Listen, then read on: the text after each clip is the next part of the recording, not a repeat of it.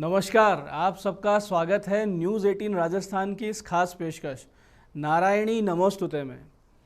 आज हम बात करेंगे नवरात्रि की साधनामय यात्रा के छठे पड़ाव, जिसमें कि साधक की चेतना भूमध्य यानी कि आज्ञा चक्र में स्थित हो जाती है। इस छठे सोपान की अधिष्ठात्री देवी है माँ कात्यायनी। दर्शकों, आज्ञा चक्र जिसके जागृत हो जाने से भूत भविष्य वर्तमान को देखने की क्षमता प्राप्त होती है, अपने भीतर उतरने की क्षमता प्राप्त होती है, साधना में क्या सही है क्या गलत है ये जान लेने की क्षमता प्राप्त होती है, और साथ ही साथ आगे की यात्रा में क्या करना है यहाँ से हमें यहाँ से शुरुआत मिलती है। दर्शकों, माँ कात्यायनी अद्भुत शक्ति संपन्न बना देती है अपने भक्त को। इनकी विशिष्टता यही है कि ये शत्रु दल या कहें हमारे मनोविकार जो वास्तव में हमारे भीतर के शत्रु हैं, उनको अपनी एक कृपा कटाक्ष से भगवती नष्ट कर देती है, छिन्न भिन्न कर देती है। दर्शकों, माता का ये स्वरूप अत्यंत ही दिव्य है और भव्य है। माता तप्त कांचन के समान आभावान है, तपे हुए सोने के समान। जैसे जिस प्रकार से तपा हुआ सोना एक आभा रखता है, उसी प्रकार की आभा माता के मुखमंडल पे है। माता ने कात्यायन ऋषि के घर बेटी के रूप में जन्म लिया था। इसी के चलते इनका नाम देवी कात्यायनी पड़ा। माँ कात्यायनी को शत्रु और संकटों से मुक्त करने वाली माना जाता है। कहा जाता है कि देवी ने ही असुरों से देवताओं की रक्षा की थी। माँ कात्यायनी ने महिषासुर का वध किया और उसके बाद शुंभ और निशुंभ का भी वध किया। सिर्फ यही नहीं, सभी 9 ग्रहों को राक्षसों की, दैत्यों की कैद से भी छुड़वाया था। दर्शकों, भगवान श्री कृष्ण को पति के रूप में प्राप्त करने के लिए व्रज की गोपियों ने इनकी ही पूजन, इनकी साधना यमुना जी के तट पे की थी। यही माता कात्यायनी ब्रज मंडल की अधिष्ठात्री देवी के रूप में पूजित है। भगवान श्री कृष्ण को पति के रूप में पाने के लिए गोपियों ने अनन्य तप किया। गोपियों ने कई कई जन्मों से तप किया है। उसके बाद जब वो भगवान श्री कृष्ण का अवतार हुआ, उन्हें पति रूप में प्राप्त करने के लिए भी उन्हें देवी की उपासना करनी पड़ी। और जिन देवी की उपासना उन्होंने की, उस स्वरूप को माँ कात्यायनी कहते हैं। दुर्गा सप्तशती के अनुसार माता कात्यायनी ही महासरस्वती है, कौशिकी अंबिका है और चंडिका भी है। दर्शकों, ज्योतिष की दृष्टि से यदि हम देखें तो देवी का ये स्वरूप बृहस्पति ग्रह यानी देवगुरु बृहस्पति को नियंत्रित करता है। माँ कात्यायनी की पूजा से बृहस्पति के दुष्प्रभाव दूर होते हैं और जीवन में संयम, धैर्य और मान सम्मान, प्रसिद्धि में वृद्धि होती है। बृहस्पति ग्रह जो सुख के कारक होते हैं, बृहस्पति ग्रह से सुख देखा जाता है, वैवाहिक सुख, संतान का सुख, मान सम्मान, स्वास्थ्य का सुख और बुद्धि और ज्ञान और विवेक, निर्णय लेने की क्षमता बृहस्पति द्वारा नियंत्रित होती है।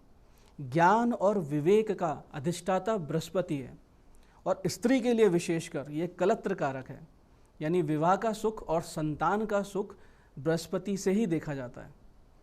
अतः जब पत्रिका में, जन्म पत्री में गुरु ग्रह कमजोर होते हैं, निर्बल होते हैं, पाप पीड़ित होते हैं या अस्त होते हैं, तो इस ऐसी स्त्री को वैवाहिक सुख में कमी, न्यूनता और संतान प्राप्ति में समस्याएं निश्चित रूप से आती हैं। इसलिए माता कात्यायनी को विवाह में आ रही अड़चनों, बाधाओं के शमन के लिए सबसे उपयुक्त स्वरूप माना जाता है। जिनकी कुंडली में भी बृहस्पति नीच हो, वक्री हो, कमज़ोर हो, पाप पीड़ित हो, अस्त हो, वो माता कात्यायनी की पूजा उपासना निश्चित रूप से करें और बृहस्पति को प्रबल कर आप ज्ञान, बुद्धि, स्वास्थ्य और साथ साथ इस संसार का सुख और अध्यात्म का आनंद दोनों को भोग सकते हैं। दर्शकों, 9 औषधियों में 9 प्रकार की औषधियाँ जिन पर 9 दुर्गाओं का अधिकार है, इन 9 औषधियों में माता कात्यायनी का अधिकार माचिका नाम की औषधि पर होता है। इसे मोइया भी कहते हैं। ये औषधि कफ, पित्त और कंठ विकार, कंठ के रोगों को नाश करती है। तो जिन पीड़ितों को कफ की समस्या है, जिन भक्तों को गले से संबंधित कोई कंठ रोग है, ऐसे पीड़ितों को माता की आराधना और साथ साथ माची का औषधि का सेवन निश्चित रूप से करना चाहिए। आपको इससे पूरा लाभ होगा। दर्शकों, माता कात्यायनी का ध्यान कुछ इस प्रकार किया जाता है। चंद्रहासोज्वल करा शार्दूल वाहना, कात्यायनी शुभम दद्या देवी दानव घातिनी। इस प्रकार ध्यान करने के उपरांत आप देवी कात्यायनी का पूजन आरंभ करें। दर्शकों, पूजन कुछ इस प्रकार करना है।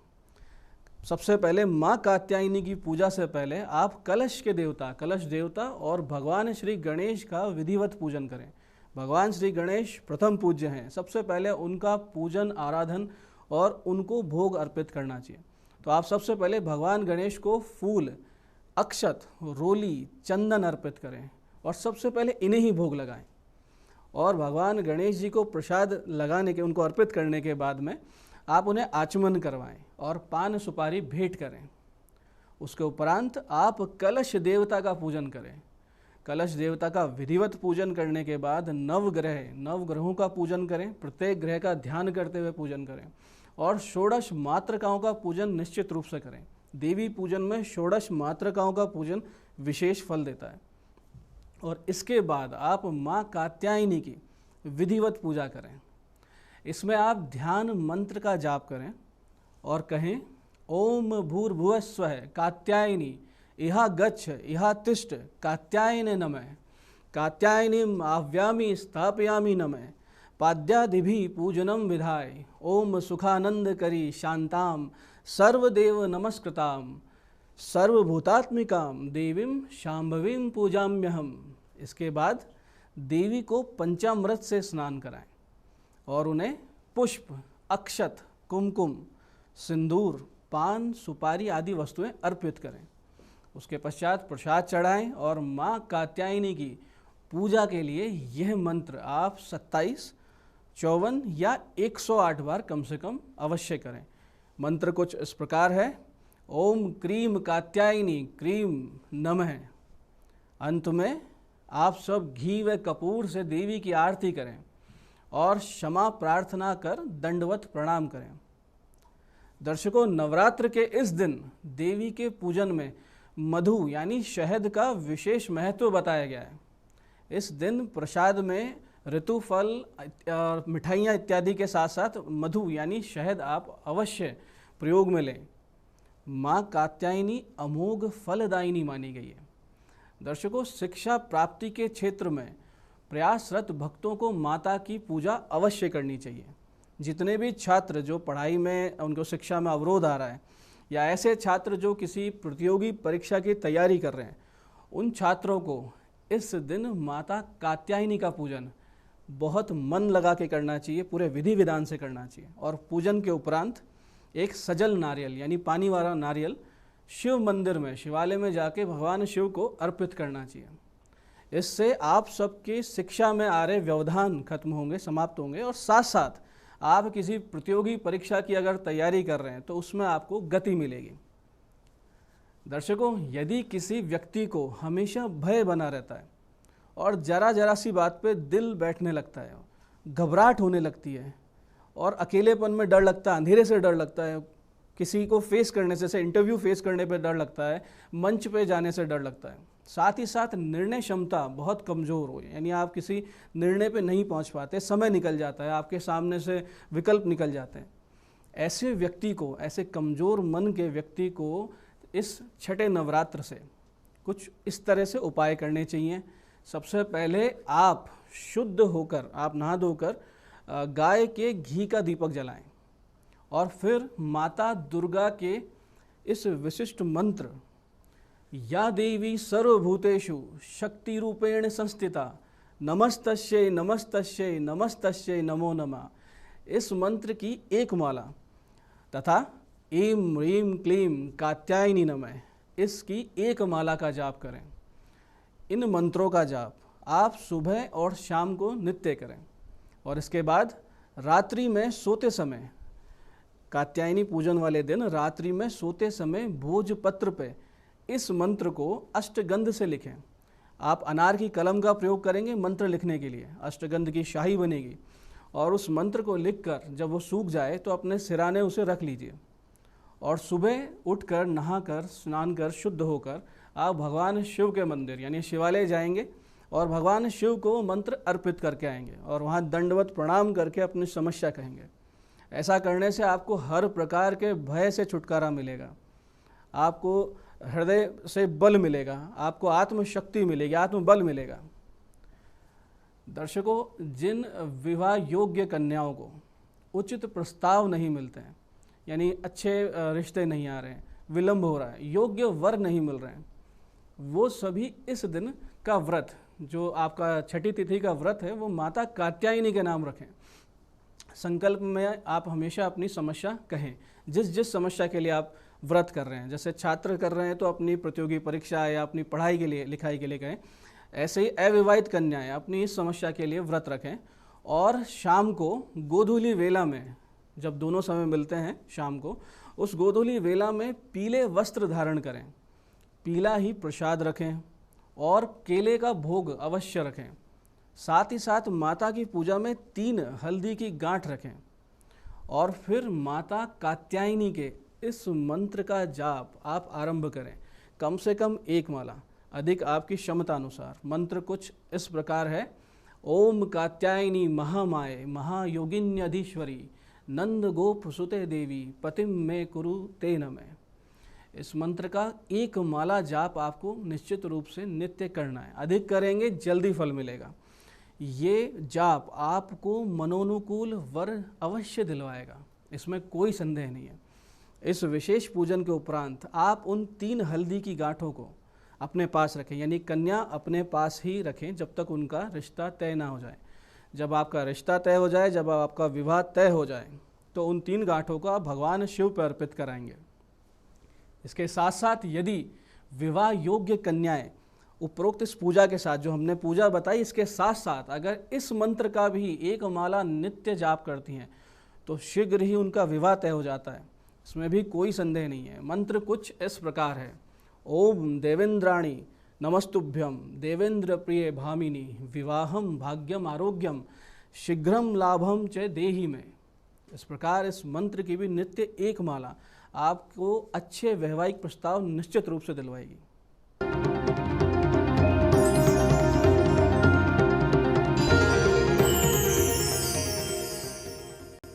दर्शकों, धन की कमी, कर्ज और इसी प्रकार की अन्य समस्याएं, खर्चे ज़्यादा होना, आय की कमी होना, नौकरी नहीं लगना, इस तरह की समस्याओं से यदि आप पीड़ित हैं तो माता कात्यायनी का पूजन व्रत इसी संकल्प से करें कि मेरी आर्थिक स्थिति को माँ सुधारिए, और उसके उपरांत एक 14 मुखी रुद्राक्ष रक्तवर्णी पुष्पों के मध्य रखें। रक्तवर्णी पुष्प यानी गुलाब के फूल, गुड़हल के फूल, इन फूलों के मध्य उसे रखें और पंचामृत से उसे स्नान करवाएं और उसके सामने 11 माला श्रीम की आप जप करें। श्रीम लक्ष्मी बीज है, इसका आप 11 माला जप करें और उस रुद्राक्ष को काले धागे में आप गले में धारण कर लें और उसके बाद में नित्य आप ओम श्रीम महालक्ष्मी नमः इस मंत्र की 1 या अधिक माला, जितनी आपकी क्षमता है, इसकी 1 या अधिक माला आप निश्चित रूप से जपते रहें।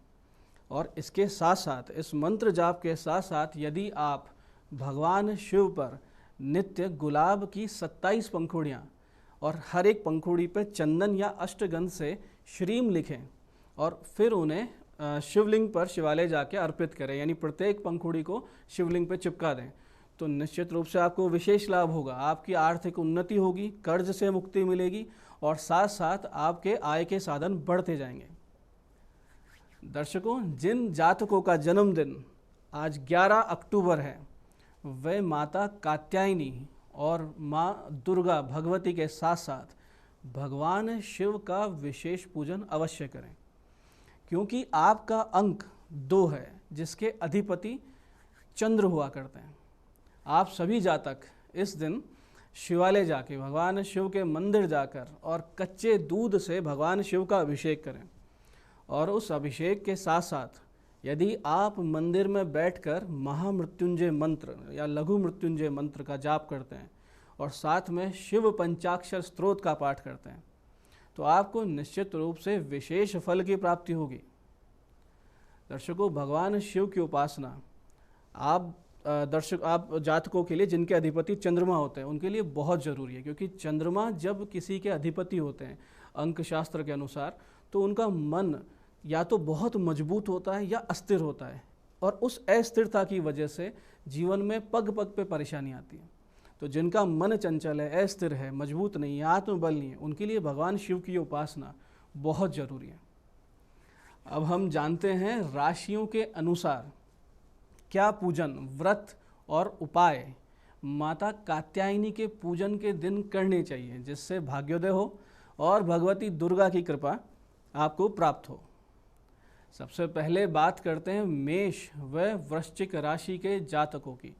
मेष और वृश्चिक राशि जिनके अधिपति मंगल हुआ करते हैं, आप मेष व वृश्चिक राशि के जातक आज के दिन माता को गुड़ व लाल मिठाई का प्रसाद विशेष रूप से लगाएं और साथ ही साथ गुड़हल के फूलों से पूजन करें और उसके बाद अपने स्तोत्र, पूजा पाठ, मंत्र जाप आदि आप संपूर्ण करें। और उसके बाद जब आप घर से निकलें, पूजन के उपरांत जब आप घर से निकलें तो कोशिश रहे आपकी कि आपको लाल रंग के गाय या सांड अवश्य मिले जिसे आप गुड़ खिलाएं, या गुड़ से मिला मतलब दलिया हो और दलिए में गुड़ मिला हो और मीठा तेल यानी मूंगफली का तेल मिला हो। इससे आपको भगवती कृपा भी मिलेगी, भगवान शिव की कृपा मिलेगी और आपका मंगल भी प्रबल होता रहेगा। अब बात करते हैं वृष व तुला राशि के जातकों की। वृष व तुला राशि के जातक जिनके अधिपति शुक्र होते हैं, इन राशियों के जातकों को खीर अथवा पंच मेवे का भोग लगाना है और प्रयास रहें कि भगवती की पूजा उपासना पाठ के उपरांत आप शिवालय अवश्य जाएं और वहाँ पे भगवान शिव पे यानी शिवलिंग पे गन्ने का रस या अनानास के रस से भगवान शिव का अभिषेक करें। साथ साथ आप महामृत्युंजय का जाप अवश्य करें। इसके साथ साथ सफ़ेद गाय या नंदी को मीठे चावल या खीर खिलाने से आपको विशेष फल प्राप्त होगा। दर्शकों, अब बात करते हैं अगली राशियों की, मिथुन व कन्या। मिथुन कन्या राशि जिनके अधिपति होते हैं बुध, इन जातकों को इस दिन मूंग से बना हुआ प्रसाद रखना है और भगवती दुर्गा के साथ साथ लक्ष्मी नारायण की पूजा अवश्य करनी है। इसके साथ आप गाय या नंदी को मूंग अवश्य खिलाएं और प्रयास करें कि किसी रोगी की आप इस दिन सहायता अवश्य करें। किसी अस्पताल जाएं, किसी हॉस्पिटल में देखें कि किसे दवाइयों की ज़रूरत है या किसी प्रकार की साथ की ज़रूरत है या किसी भी तरीके से आप मदद कर सकें तो आप वहां जाके इस दिन मदद अवश्य करें। इस सहायता से आपके जीवन में आ रहे बहुत से संकट टल जाएंगे। आपके कोई एक्सीडेंट होने वाला होगा वो टल जाएगा, आपके कोई परेशानी आ रही है वो टल जाएगी, आपके बुध ग्रह प्रबल होंगे और जब बुध प्रबल होते हैं तो दर्शकों आर्थिक रूप से बहुत फ़ायदा होता है। आपकी निर्णय क्षमता सुधर जाती है, आपकी बुद्धि तेज हो जाती है, आपको पता लगता है कि क्या करना है और क्या नहीं करना। दर्शकों, आगे बढ़ते हैं और बात करते हैं कर्क राशि के जातकों की। कर्क राशि के जातक जिनके अधिपति चंद्रमा हुआ करते हैं, आप यदि माता की आराधना में नारियल का भोग लगाते हैं, यानी नारियल या तो नारियल का भोग लगाएं या नारियल से बनी हुई मिठाई अर्पित करें और साथ साथ भगवान शिव पर कच्चे दूध से अभिषेक करें तो आपको विशेष लाभ होगा। इसके उपरांत किसी भी प्रकार का कोई वस्त्र किसी महिला को आप अवश्य दें, इससे आपको माता की कृपा मिलेगी और चंद्रमा आपका प्रबल हो जाएगा। अब बात करते हैं सिंह राशि के जातकों की। सिंह राशि जिनके अधिपति भगवान सूर्य होते हैं, आप सब माता दुर्गा की पूजा करें, कात्यायनी की पूजा करें तो उसमें मालपुआ का भोग और गुड़ का भोग अवश्य लगाएं और साथ साथ कुमकुम व शहद को मिलाकर माता के चरणों में, यानी इनका चित्र हो या इनकी प्रतिमा हो, उनके चरणों में तिलक करें। साथ ही आप पूजा के उपरांत जब घर से निकलें तो रात से भीगे हुए गेहूँ उनको गाय को या नंदी को अवश्य खिलाएं और साथ में उसमें गुड़ हो तो बहुत अच्छा होगा। अब बात करते हैं धनु व मीन राशि के जातकों की। धनु व मीन राशि के जातक जिनके अधिपति देवगुरु बृहस्पति हुआ करते हैं, उन्हें माता के पूजन में लाल पीले गेंदे के फूलों का विशेष प्रयोग करना चाहिए और साथ साथ यदि आप पूजा के उपरांत आप अपने पूजा जब तब जो भी आप पाठ करते हैं उसके उपरांत जब घर से निकलें तो रात्रि में भिगोई हुई चने की दाल में हल्दी मिलाकर और थोड़ा सा गुड़ रखकर गाय को आप खिलाइए, या नंदी मिले तो नंदी भगवान को खिलाइए। साथ ही साथ आप केसर अथवा चंदन का इत्र भगवान शिव पर अर्पित करें शिवालय जाकर, तो निश्चित रूप से आपको विशेष लाभ होगा। इसके साथ साथ शिव पंचाक्षर स्तोत्र अगर आप वहाँ पढ़ते हैं मंदिर में बैठ के तो बहुत ही बड़ा लाभ होने है। अब बात करते हैं मकर व कुंभ राशि के जातकों की। मकर व कुंभ राशि के जातक जिनके अधिपति शनि हुआ करते हैं, इन्हें माँ भगवती की पूजन में धूप का विशेष ध्यान रखना है। कोशिश करें कि गूगल की धूप जलती रहे, और साथ साथ आप जब पाठ करें तो गाय के कंडे पे आप गूगल खेते रहें। इसके साथ साथ आप माँ को जो भोग लगाएं उसमें कुछ उड़द का बना हुआ हो, उड़द की बनी मिठाई हो तो बहुत लाभ होगा।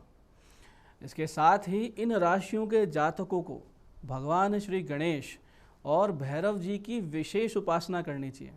इसके लिए आप भैरव नामावली कर सकते हैं। भैरव नामावली जिसमें 108 पाठ होते हैं, दीपक जला के अखंड दीपक जलता रहे और भैरव नामावली के पाठ हो तो बड़ी से बड़ी मनोकामनाएं पूरी होती हैं। और ये पाठ करने के बाद आप जब घर से निकलें तो गाय के लिए और श्वानों के लिए रोटी अवश्य लेके जाएं। तेल से चुपड़ी रोटी अगर आप श्वान को खिलाते हैं तो विशेष फल प्राप्त होगा।